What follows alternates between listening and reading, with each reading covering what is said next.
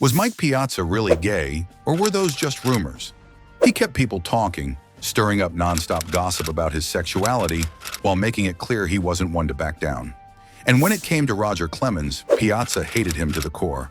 Whether it was beanballs, broken bats, or bad blood, their feud was one for the ages. If you thought Mike Piazza's career was all about baseball and nothing else, think again. This guy was at the center of some of the wildest drama the game has ever seen. One of the biggest flashpoints came in the 2000 World Series when Roger Clemens took their already heated rivalry to a whole new level. It wasn't enough that Clemens had beaten Piazza in the head earlier that season. When they met again on the biggest stage, things got even crazier. In one of the most unforgettable moments in baseball history, Piazza's bat shattered on a pitch, and Clemens, instead of just letting it be, picked up a jagged piece of the bat and hurled it straight at Piazza like a madman. Chaos erupted, benches cleared, and the tension between them, it never really went away. But that was just the beginning. Off the field, Piazza found himself caught up in rumors about his personal life, particularly his sexuality. The whispers got so loud that he actually held a press conference just to shut them down, flat out denying the speculation. Ironically, some people felt that move only made things worse, fueling even more talk instead of putting it to rest. And of course, being a superstar in the steroid era came with its own set of challenges. Piazza, like many players of his time, faced accusations of using performance-enhancing drugs. He never failed a test, and he always denied it. But that didn't stop the speculation from following him around for years. Let's trace the roots of Greg Nettles' impact. What made him such a significant figure that even his controversies became headline news? It all started when Piazza's father, Vince, who was good friends with legendary Dodgers manager Tommy Lasorda, asked Lasorda to give his son a shot in the draft. It was a long shot, really long. The Dodgers finally picked Piazza in the 62nd round of the 1988 MLB draft, way down at the 1,391st spot out of 1,395 total players selected. At that point in the draft, most players don't even bother dreaming about the majors. They're lucky to make it to the minor leagues, let alone carve out a career. But Lasorda saw something in him, or at least he was willing to give him a real shot. Piazza was originally a first baseman, but Lasorda told him he'd have a much better chance of making it if he learned how to catch. It was a gamble, but Piazza was all in. He put in the work, attending a special catching camp in the Dominican Republic to master the position, and little by little, his hard work started to pay off. What really set Piazza apart, though, was his bat. Catchers aren't usually known for their offense, but Piazza, he was different. He wasn't just good, he was elite. And in 1992, after years of grinding in the minors, he finally got the call-up to the big leagues. On September 1st, 1992, Piazza made his MLB debut for the Dodgers against the Chicago Cubs. In his very first plate appearance, he showed patience, drawing a walk. But when he finally got a pitch to hit, he made it count, smashing a double to deep center field off Cubs pitcher Mike Harkey. A little over a week later, on September 12th, he crushed his first career home run against the San Francisco Giants' Steve Reed. He didn't set the league on fire that season, only playing in 21 games and hitting .232, but it was clear that something special was brewing. Then came 1993, and that's when everything changed. Piazza didn't just improve, he exploded onto the scene. Playing in 149 games, he hit a ridiculous 318, blasted 35 home runs, and drove in 112 runs. That kind of production from a rookie was rare, but from a catcher, it was almost unheard of. Unsurprisingly, he ran away with the NL Rookie of the Year award and even earned his first All-Star selection, the first of 10 in a row and 12 overall. Piazza didn't slow down after his rookie year. In 1996, he put together another monster season, hitting .336 with 36 home runs and 105 RBI. He was so dominant that he finished second in NL MVP voting, only trailing Ken Caminiti. But he wasn't done yet. His best season with the Dodgers came in 1997, and it was the kind of year most players can only dream about. Piazza hit an absurd .362, crushed 40 home runs, drove in 124 runs, and posted a ridiculous on-base percentage of .431 with a slugging percentage of 638. That wasn't just good, it was historic. He became the first catcher in MLB history to record 200 hits in a single season, an incredible feat for a position known more for defense than offense. Once again, he finished second in the MVP race, this time behind Larry Walker, but at that point there was no doubt. Piazza wasn't just one of the best catchers in the league, he was one of the best hitters in baseball. Piazza's time with the Dodgers was incredible, but eventually his career took a turn that many people didn't expect. After 7 seasons of putting up incredible numbers and becoming one of the best hitters in baseball, Piazza's relationship with the Dodgers started to sour, particularly when it came to money.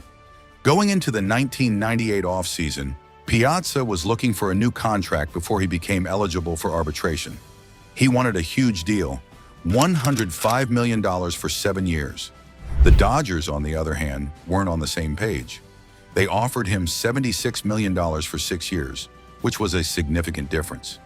It wasn't just about the numbers, though. Piazza's demands and the whole contract situation sparked a lot of controversy. The fans, who had always adored him, were now divided. Some people thought he was being too greedy, while others believed he deserved to be paid like one of the best players in the game. Piazza didn't take kindly to the criticism. In fact, he lashed out, and a lot of the blame seemed to fall on Dodgers announcer Vin Scully, who had publicly spoken about the contract drama. Piazza felt like the media, and Scully in particular, were throwing him under the bus, and it didn't sit well with him. Things escalated quickly, and before long, Piazza's days in LA were over. On May 15, 1998, the Dodgers traded him to the Florida Marlins, a move that caught a lot of people by surprise. Along with Piazza, Todd Zeile was sent to the Marlins in exchange for a big haul: Gary Sheffield, Charles Johnson, Bobby Bonilla, Manuel Barrios, and Jim Eisenreich. It was a massive trade, but the Marlins didn't end up keeping Piazza for long. Piazza only spent a brief time with Florida. He played just 5 games with the Marlins, hitting 278 in that short stint. It wasn't exactly the big start he had hoped for, and after that, he was shipped to the New York Mets. But despite the short time with the Marlins, the trade marked the end of an era for Piazza in LA. On May 22, 1998, the Marlins traded him to the New York Mets for a group of players, including Preston Wilson, Ed Yarnall, and Jeff Getz. It wasn't long before Piazza's impact was felt on the field. Despite his excellent performance, the Mets fell just short of making the postseason that year, missing out by a single game. But Piazza wasn't just a piece of the puzzle. He was a major reason the Mets were even in the hunt. By the end of the 1998 season, Piazza finished with a .328 batting average, 32 home runs, and 111 RBI. What made this even more remarkable was that Piazza became the first player in MLB history to hit more than 30 home runs in a season while playing for at least 3 different teams. Quite a unique achievement for a guy who had come so far from his unorthodox beginnings. The next few seasons with the Mets saw Piazza at his best, both as a hitter and a leader. He helped guide the Mets to 2 consecutive playoff appearances in 1999 and 2000. In 1999, Piazza had another monster year, tying his career highs with 40 home runs and 124 RBI. He also set an unusual and quirky record for most home runs in a season without ever hitting more than 1 in a single game. The previous record was held by Hall of Famer Roger Hornsby from 1929. The following year, Piazza was part of one of the most exciting Mets seasons in recent history, leading them to an NL pennant and a World Series appearance in the 2000 Subway Series against the Yankees. During that playoff run, Piazza earned a new nickname, the Monster. This came after Mets coach John Stearns was caught on tape during the NL Championship Series saying, "The monster is out of the cage," referring to Piazza's monstrous hitting abilities that were helping power the team. However, the 2000 World Series wasn't without its bizarre moments. Earlier that season, Piazza had been hit in the head by Yankees pitcher Roger Clemens during an interleague game, which resulted in Piazza suffering a concussion and missing the 2000 All-Star Game. Mets fans were furious, blaming Clemens for the incident. But Clemens maintained that the pitch wasn't intentional. Their rivalry would reach its peak in Game 2 of the World Series. Piazza stepped up to bat, and as he fouled off a pitch, his bat shattered, sending a sharp piece directly toward Clemens on the mound. In a moment that only added fuel to the fire, Clemens caught the barrel and tossed it toward the Yankees' dugout just past Piazza, who was on his way to first base. Piazza gave Clemens a long, intense stare and slowly started walking toward him, clearly ready for a confrontation. But Clemens, ever the professional, just asked the umpire for a new ball as if nothing had happened. Clemens later insisted that he thought it was the ball, but the exchange created quite the spectacle, and the benches cleared briefly. No punches were thrown, and no one was ejected. But the tension between the two players was undeniable. Fast forward to 2001, and Piazza became part of one of the most iconic moments in baseball history when he hit a game-winning home run in the first professional baseball game played in New York after the 9/11 attacks. The moment was not only a huge boost for the Mets, but also for the city of New York. The home run has been called iconic, therapeutic, and symbolic of New Yorkers' resilience. The jersey Piazza wore that night in that emotional game was later auctioned off in April 2016 for a staggering $365,000, the highest price ever paid for a modern-day jersey. It now makes its rounds between the 9/11 Memorial Museum, Citi Field, and the National Baseball Hall of Fame, serving as a lasting reminder of the power of sports to heal and unite. But as with all great careers, time took its toll. By 2004, Piazza's knees were starting to give him trouble, so to reduce the strain, he began splitting his time between catching and playing first base. However, the experiment didn't last long. His defensive abilities weren't quite as sharp as they used to be, and by the end of the season, the Mets moved away from the idea. Despite his defensive struggles, Piazza was still recognized as one of the best hitters to ever play the game. In fact, Piazza caught 2 no-hitters while playing for the Dodgers, one thrown by Ramon Martinez and the other by Hideo Nomo, with Nomo's coming in Coors Field, which was known for being a hitter-friendly park. Piazza's .997 fielding percentage in 2000 also made him the best defensive catcher in the NL that year. Then on May 5, 2004, Piazza set another historic milestone, surpassing Carlton Fisk to become the all-time leader in home runs by a catcher with his 352nd. As his career continued to wind down, Piazza's final game in a Mets uniform came on October 2, 2005. By that point, it was no secret that Piazza was about to hit free agency, and Mets manager Willie Randolph decided to replace him in the 8th inning. The Shea Stadium crowd, knowing it was his last game with the Mets, stood and gave him a standing ovation. Piazza, ever humble, acknowledged the fans with a bow and blew kisses toward the crowd, a bittersweet farewell to a city and team that had loved him through thick and thin. After the 2005 MLB season, Mike Piazza found himself at a crossroads in his career. The Mets, after a season of highs and lows, decided not to re-sign the veteran catcher, which left Piazza searching for a new team for the first time in years. On January 29, 2006, the San Diego Padres signed Piazza to a 1-year contract, marking the start of his final chapter in Major League Baseball.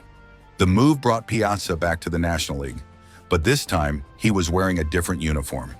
For the first time in his career, Piazza wasn't with the Mets, Dodgers, or even the Marlins, but with a new team that was quickly becoming a contender in the NL West. Now at the Padres, Piazza found a bit of a resurgence. Serving as both the team's starting catcher and cleanup hitter, he was still a force in the batter's box. It was like a breath of fresh air for Piazza, who had faced his fair share of challenges in the last few years. The 2006 season saw him bat .283 with 22 home runs, a performance that contributed to the Padres' division title that year. On July 21, 2006, Piazza achieved another major milestone when he collected his 2000th career hit, further cementing his legacy in the record books. However, the most emotional part of Piazza's 2006 season came in August. On August 8, 2006, Piazza played his first game back at Shea Stadium since leaving the Mets. It had been a season of transition, but the reunion between Piazza and the Mets fan base would be one of the highlights of his career. During the 3-game series, Piazza was met with standing ovations from New York fans, a tribute to the time he had spent with the Mets and the mark he had left on the city. The reception he received was nothing short of heartwarming, reminding everyone of the unforgettable moments he'd given to the team and the city over the years. The love from the Mets fans was palpable and genuine, and it was comparable to the kind of reception that the legendary Tom Seaver had received when he returned to pitch at Shea Stadium in 1977 and 1978. But what happened next was pure magic. In the second game of that series on August 9th, Piazza hit a home run off none other than his former teammate, Pedro Martinez. The home run was emotional enough for Piazza to earn a rare curtain call at Shea, an honor typically reserved for the home team.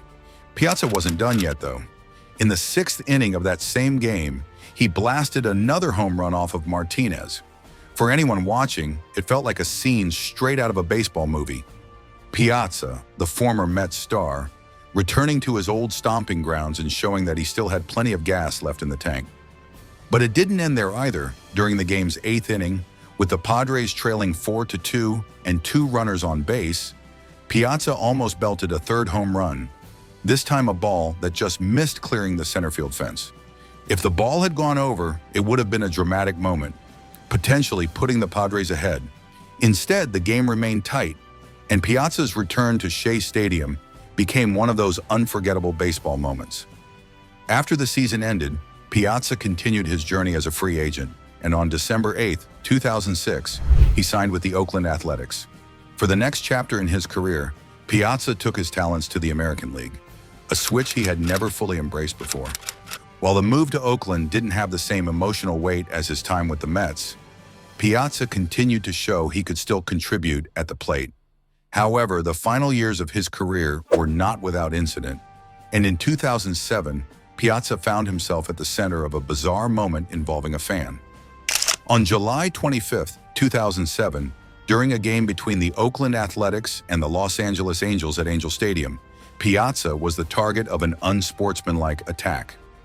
After Piazza hit a home run earlier in the game, a fan in the stands threw a water bottle that struck Piazza as he made his way to the plate. Piazza, already frustrated by the situation, pointed his bat toward the stands, directing security to the individual responsible. The fan, identified as Roland Flores from La Puente, California, was quickly arrested by ballpark security.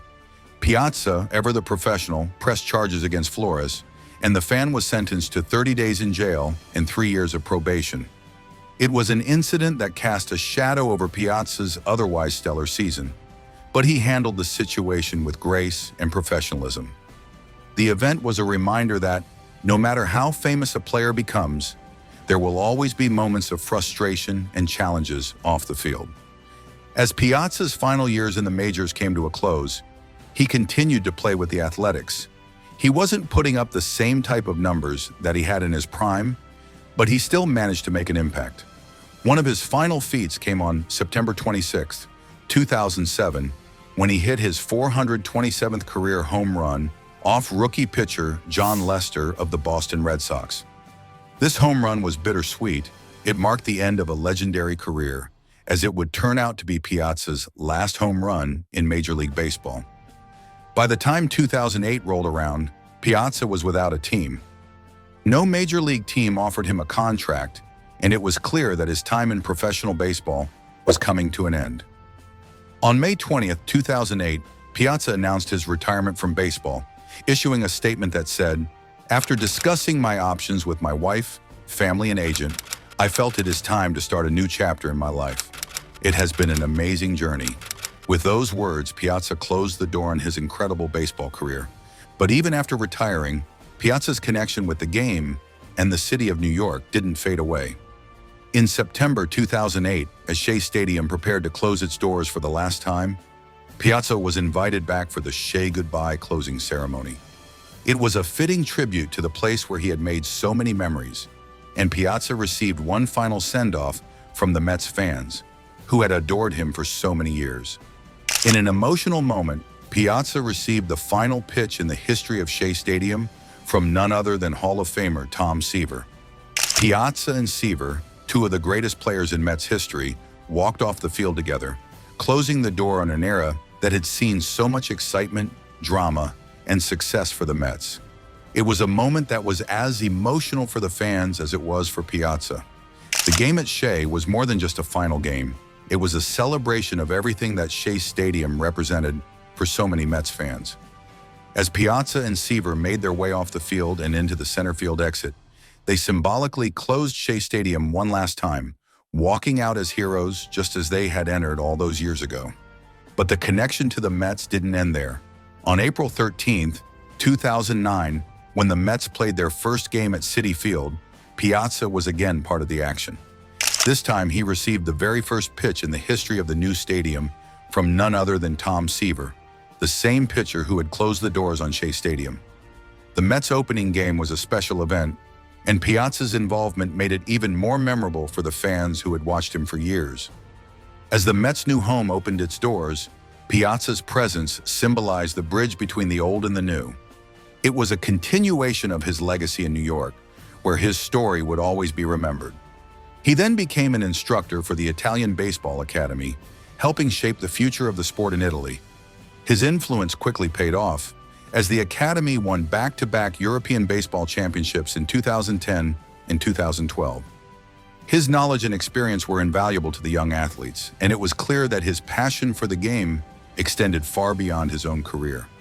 Piazza wasn't just a legendary player, he was becoming a mentor, a leader, and a true ambassador for baseball on the international stage.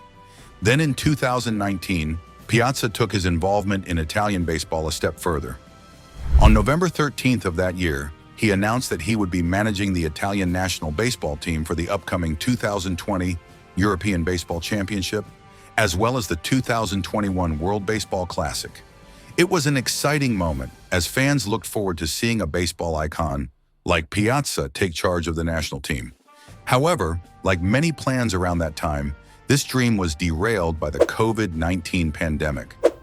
The European Baseball Championship and other major international competitions were canceled, leaving Piazza unable to carry out his managerial duties. It was a disappointing turn of events, but it didn't diminish his dedication to Italian sports.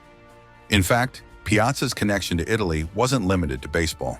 In 2016, he made a bold move into the world of soccer by purchasing a majority stake in AC Reggiana, a third-division club based in Reggio Emilia. His investment was estimated at around $3 million, and while it might have seemed like an unusual decision for a baseball star, Piazza's passion for Italian soccer had grown through his friendship with former player Maurizio Franzoni. He saw potential in the team, hoping to bring it to new heights and build something special in Italian football. However, sports ownership can be a tricky business, and Piazza soon found out just how tough it could be. After 2 seasons of being at the helm, Reggiana suffered a heartbreaking and controversial playoff loss to Rebours Siena. The match ended in a dramatic fashion, with a penalty being called in the 96th minute, leaving Piazza and his team frustrated with the outcome.